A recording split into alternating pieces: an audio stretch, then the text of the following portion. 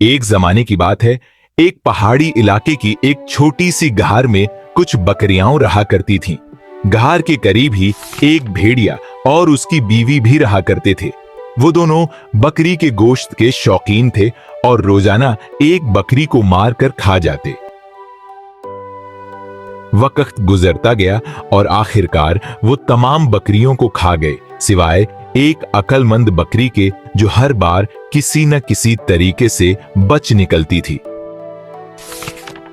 एक दिन जब भेड़िया और उसकी बीवी बहुत भूखे थे तो भेड़िए ने एक चालाक मंसूबा बनाया। उसने अपनी बीवी से कहा, प्यारी बीवी, आज हम इस अक्लमंद बकरी को धोखा देकर पकड़ेंगे। मैं जमीन पर मरने का ड्रामा करूंगा और तुम उस बकरी के पास जाकर रोना धोना करो और कहना कि तुम्हारे शौहर मर गए हैं और तुम्हें उसे दफनाने में मदद चाहिए। बकरी तुम पर तरस खाएगी और साथ आ जाएगी। जैसे ही वो करीब आएगी मैं उस पर झपट पड़ूंगा।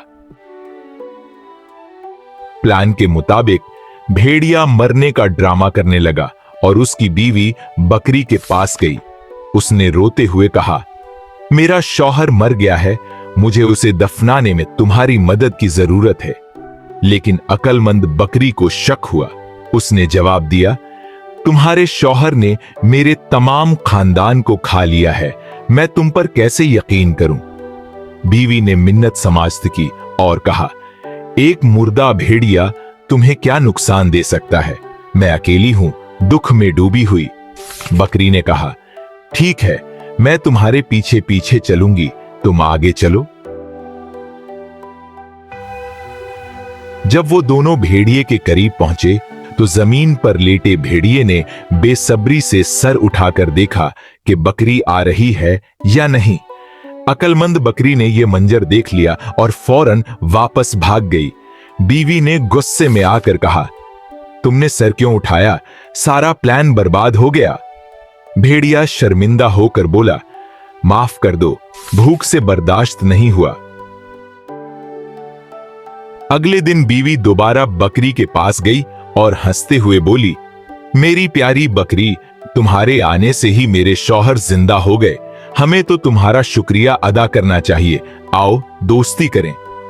बकरी ने चालाकी से जवाब दिया, ये तो बड़ी खुशी की बात है, चलो जश्न मनाते हैं। मैं अपने दोस्तों को भी बुला लेती हूं। भेड़िया चौंक कर बोला, कौन से दोस्त? बकरी ने जवाब दिया, दो शिकारी कुत्ते, एक का नाम बूढ़ा सलेटी और दूसरे का जवान तान, और एक बड़ा बुलडॉग जिसका नाम चार आंखें हैं। ये सुनकर भेड़िया और उसकी बीवी खौफ से कांपने लगे और फौरन वहां से भाग गए। ये कहानी हमें सिखाती है कि मुसीबत के वक्त घबराने के बजाय होश और हवास से काम लेना चाहिए। अक्ल और हाजिर जवाबी हर मुसीबत से बचा सकती है। अगर आपको ये कहानी पसंद आई हो तो ड्रीमी टून्स उर्दू चैनल को जरूर सब्सक्राइब करें, लाइक करें और अपने दोस्तों के साथ शेयर करना ना भूलें।